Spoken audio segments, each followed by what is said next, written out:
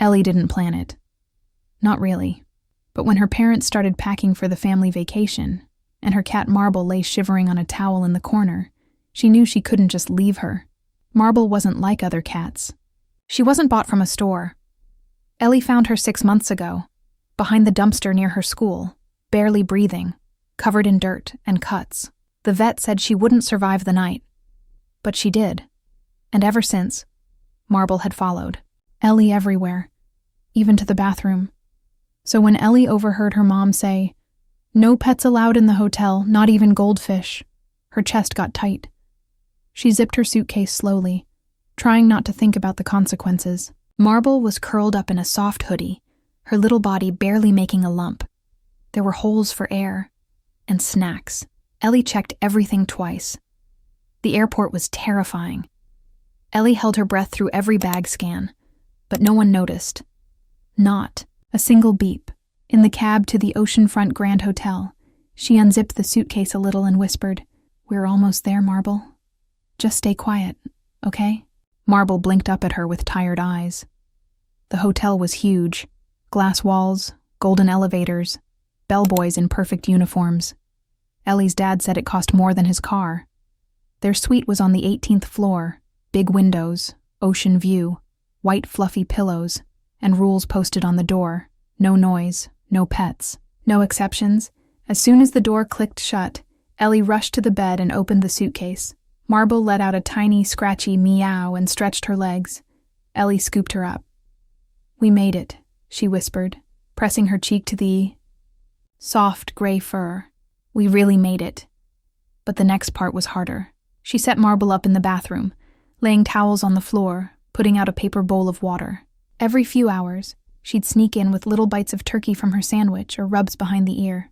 Marble purred weakly, but seemed happy just to be near Ellie. That night, as her parents went out to dinner, Ellie stayed behind. She and Marble, curled up on the bathroom floor, listening to the waves crash far below the window. But peace didn't last long. The next morning, trouble came. Marble snuck out when Ellie opened the bathroom door and leapt right onto the bed. Her tiny claws ripped a long line through the hotel blanket. Ellie gasped. "No, Marble, no!" She grabbed her just as the sound of footsteps came down the hall. Then, a meow. Loud, echoing. Ellie froze. A knock followed seconds later. Housekeeping. Ellie panicked. She shoved Marble into the closet and yanked the blanket over the ripped part. Just a second," she called, her voice cracking. She opened the door a sliver, just enough to show her face. The woman in uniform smiled stiffly. "I heard a noise. Everything okay?" "Yeah, just dropped my hairdryer." "All good." The woman looked suspicious, but she nodded. "Let us know if you need anything." As the door closed, Ellie's heart pounded like a drum. She rushed to the closet and pulled it open. Marble sat blinking at her. "That was close," Ellie whispered, hugging her tightly. "You have to stay hidden, okay?" The cat gave a low purr, but Ellie saw the flick of her tail. Marble didn't like being trapped. She'd lived outside too long to stay in small places. The rest of the day was tense. Every knock on the door, every footstep in the hallway made Ellie flinch. She even unplugged the mini fridge just so Marble's meows wouldn't be overheard. That night, as Ellie tried to sleep, Marble jumped onto the windowsill and pressed her nose to the glass. Outside, the stars sparkled over the ocean. Ellie sat up and whispered, "You missed the outside, huh?" Marble looked back at her, eyes wide. Ellie reached out and touched her paw. "I won't let them take you away," she whispered. "I promise." But, deep down, Ellie knew. A promise wouldn't be enough. Not in a place where cats weren't allowed. Ellie woke up to the sound of something crashing. Her heart jumped. She sat up and saw the curtain rod halfway down, dangling like a broken arm. Marble stood beside it, tail twitching, eyes wide. "Marble, what did you do?" The cat darted under. The bed. Ellie rushed over, trying to fix the curtain. Her fingers trembled. If anyone heard that, if Mrs. Crane came up, knock. Soft, too soft. Ellie froze. She crept to the door and peeked through the peephole. A maid, Just cleaning. Not coming in. Ellie exhaled and turned back. Marble was now sitting in the bathroom sink, one paw in Ellie's toothbrush cup. The cat wasn't used to smooth floors and glass doors. She wanted freedom, but all she had was tile and towels. Keeping her hidden was getting harder. Ellie had to time every trip. Food from the breakfast buffet went in her hoodie pocket. Slices of ham, bits of eggs, sometimes even muffins. Water had to be poured carefully into the hotel coffee cup. When Marble knocked over the shampoo bottles, Ellie covered it with a cough and slammed a drawer shut to hide the noise. Once, Marble nearly slipped through the door when Ellie's dad went to get ice. Ellie grabbed her by the tail just in time. "Stay here," she whispered. "You can't be seen." But Marble didn't like being locked away. She was a street cat. She was used to sky and noise and wind. That night, Ellie tried to give her some space. She let her out into the room again, hoping it would help. It didn't. Marble jumped straight onto the windowsill and pushed her nose to the glass. Then, before Ellie could stop her, she placed one paw on the tiny window latch. "Marble! No!" The cat turned, startled, and backed away. Ellie pulled her down and hugged her tight. "You can't do that," she whispered. "Please, I need you to be safe." The next morning, things got worse. Mrs. Crane appeared at their door, clipboard in hand. She had a voice like ice cubes and eyes that didn't blink. "There have been some complaints from this floor," she said. "Strange sounds, scratches on walls. Anything I should know?" Ellie's mom shook her head. "We've heard nothing." Mrs. Crane's eyes moved slowly past Ellie, who stood stiffly behind her mom. Marble was in the bathroom, door shut, but Ellie wasn't sure if she'd locked it. "Let us know if anything comes up," Mrs. Crane said. "We have rules for a reason." Ellie nodded, barely breathing. That night, Ellie checked the bathroom twice before bed. Marble curled up on a towel. All seemed okay. But the next morning, Ellie made a mistake. She opened the door too quickly, didn't check the hallway, and Marble trotted out before she could stop her. Ellie scooped her up and turned around, right as she saw it. A muddy paw print. Right, on the cream carpet outside room 417. She stared at it, frozen. The carpet had just been cleaned yesterday. That was the manager's pet floor. Mrs. Crane's office was 2 rooms away. Ellie dropped to her knees and tried to rub it out with her sleeve. But it smeared. Got worse. "Why now?" she whispered. "Why today?" Then came footsteps. Sharp ones. Heels. She grabbed Marble, dashed back into the room and closed the door with a soft click. Heart racing. Hands shaking. She peeked through the peephole. Mrs. Crane. She stopped. Looked down. Stared at the paw print. She didn't say a word. Just stared, then turned and walked away. Ellie didn't know what that meant. Inside, Marble meowed softly. Ellie looked at her and whispered, "We're in trouble, aren't we?" She didn't eat dinner that night. She just sat on the floor with Marble, stroking her fur. She knew Mrs. Crane wasn't done. That cold silence was worse than yelling. The hotel wasn't just a building now. It was a trap. Every sound, every mark, every step Marble took could end it all.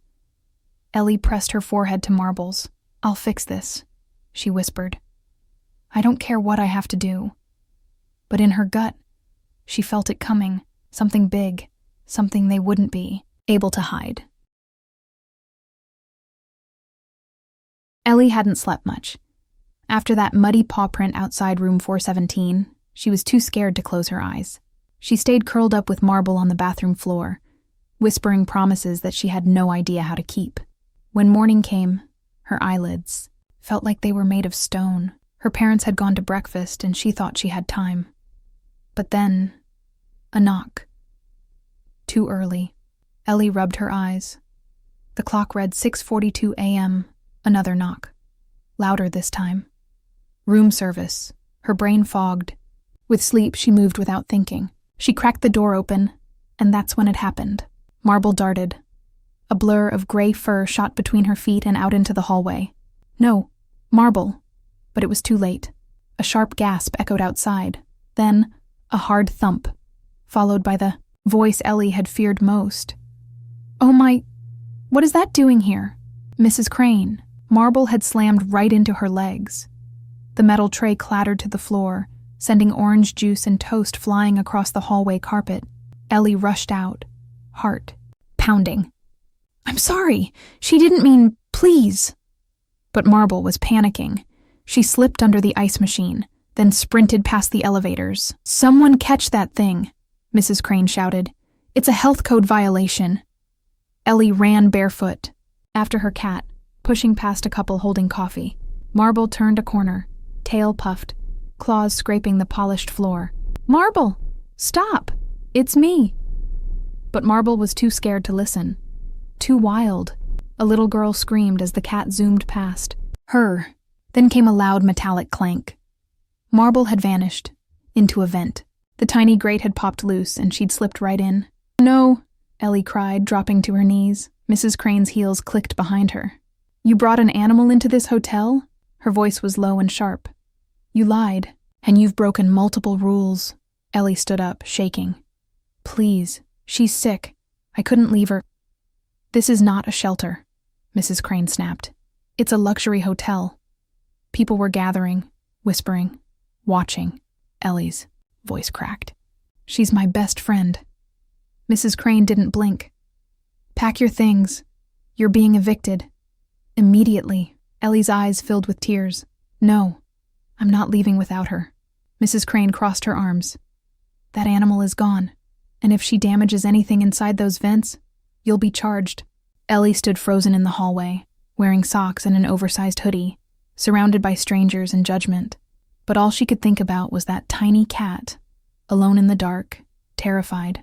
Her parents came rushing back, her mom out of breath. "What happened?" Ellie tried to speak but choked on her words. Her dad looked at the manager. "We didn't know. I swear. She must have snuck it in." Mrs. Crane pointed at Ellie. She admitted it herself. "This behavior is unacceptable. I'm not leaving without her," Ellie said again, this time louder. Her mom put a hand on her shoulder. "Honey, she's just a cat." Ellie pulled away. "She's not just anything." The vent opening was small, cold, and filled with dust. Ellie knelt down, stared into the blackness. "Marble," she whispered, voice trembling. "Please come back." Nothing. Not a sound. Mrs. Crane cleared her throat. "You have 1 hour. Then security escorts you out." And then she walked away. Ellie sat there for a long time. Her hands shook. Her throat hurt. She could still feel the warmth of Marble's fur. Could still hear that last frightened hiss. A hotel worker tried to cover the vent with tape. Ellie snapped, "Don't! She'll come.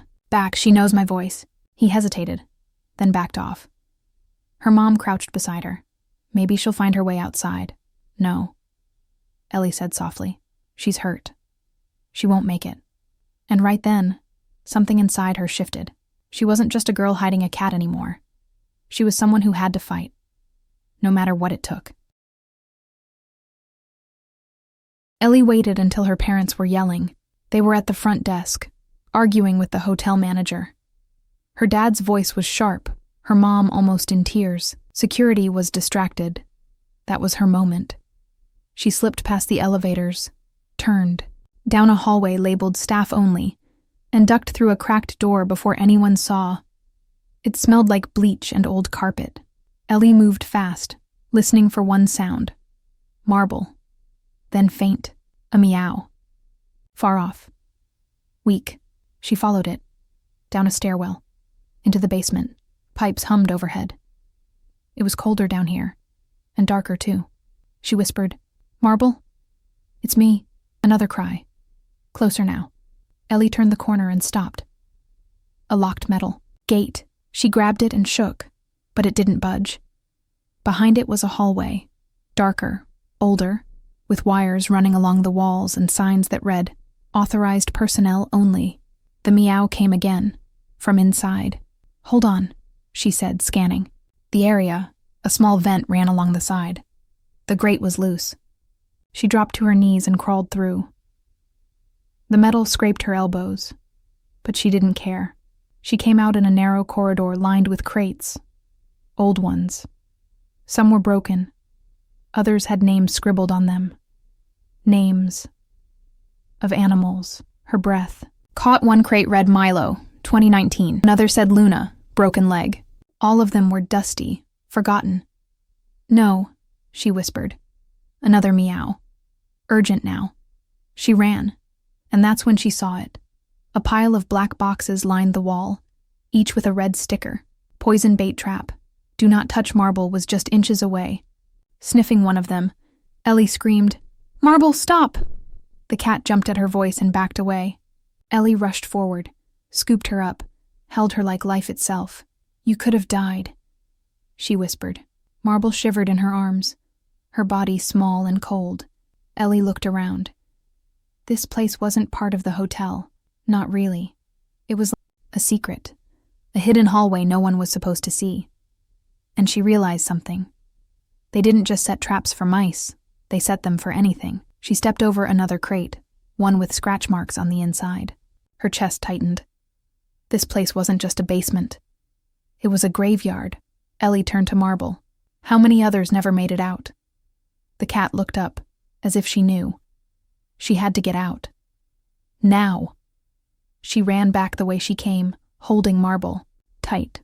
But the vent was too small to crawl back through with the cat in her arms. So she looked for another exit. There had to be one. She found a door marked laundry access. It creaked open. She peeked out. Empty hallway. Ellie slipped through, her arms shaking from holding Marble so tight. She was covered in dust and sweat by the time she reached the service. Elevator, footsteps, voices. She hid behind a bin. A staff member passed by, pushing towels. He didn't notice her. When it was clear, she crept back upstairs, her heart racing. By the time she reached her room, she was shaking. Her parents were still gone. She locked the door, sat on the floor, and held Marble in silence. She whispered, "I thought I lost you." Marble purred weakly. Ellie looked at her and said, "They don't care about animals. They hide it, pretend it's clean and perfect. But underneath," she remembered the boxes, the cages, the red warning stickers. "This place hurts animals," she said. "And no one knows." She sat there for a long time. Then she pulled out her phone, opened the camera. She still had dust on her clothes, cuts on her knees. But she didn't care. She started recording. She showed the vent, the scratches, the names on the crates. She whispered into the camera, "If you're watching this, please listen. This hotel says no pets allowed. Now I know why." Marble rubbed her head against Ellie's chest, and Ellie whispered, "I won't let them get away with it." Ellie posted the video with her hands still shaking. No edits, no filters, just the truth. She didn't expect it to spread. But by the time she woke up the next morning, her phone had exploded. Thousands of views. Comments from strangers. People asking, "Is this real? Where is this hotel? What happened to the cat?" Animal rescue pages shared it. Then news blogs. Then local reporters. By afternoon, the oceanfront Grand Hotel was trending, but not for luxury. For cruelty. The hotel staff tried to cover it up. They removed her video from their Wi-Fi. They called her parents down to the lobby. They made threats, but Ellie stood firm. She almost died. Ellie said to the manager, holding Marble in her arms, "And she's not the only one." Mrs. Crane's face didn't move. "You snuck in an animal and trespassed. That's what people will see." Ellie looked her straight in the eyes. "They already see. And they're not on your side."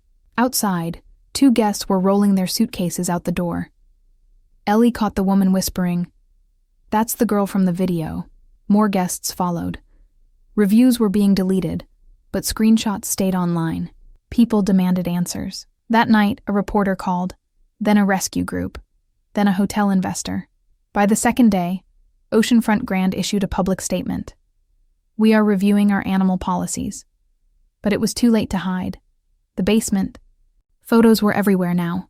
The crates, the traps, the paw prints on the dusty floor. Marble's face in Ellie's arms had become the story. Not the hotel. The cat. Ellie got messages from kids who said they cried watching. Adults who said they'd never stay at the hotel again.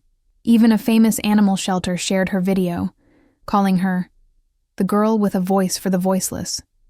She read every word, holding Marble close. "You did this," she whispered. "You mattered." On the third day, the hotel held a press conference. The manager stood in front of cameras and read a short note. "We regret the conditions discovered in our lower-level storage and have removed all pest traps. Starting today, Oceanfront Grand will welcome registered pets into guest rooms with proper notice." Ellie and her parents watched from the room. She turned to Marble and said, "They changed the rules. For you."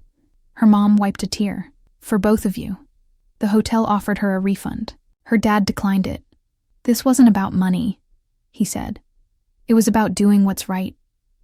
Before they left, Ellie took Marble back to the window one last time. No hiding. No fear. She held her cat against the glass as the sun rose over the ocean. "You're not just a stray anymore," she whispered. "You're a fighter." Down in the lobby, a new sign had been posted, "Pet-friendly floor," in honor of Marble. And just like that, the girl who once snuck a sick cat in her suitcase walked out the front doors. Not in trouble, but as a hero. Because one cat, one small, unwanted street cat, changed everything.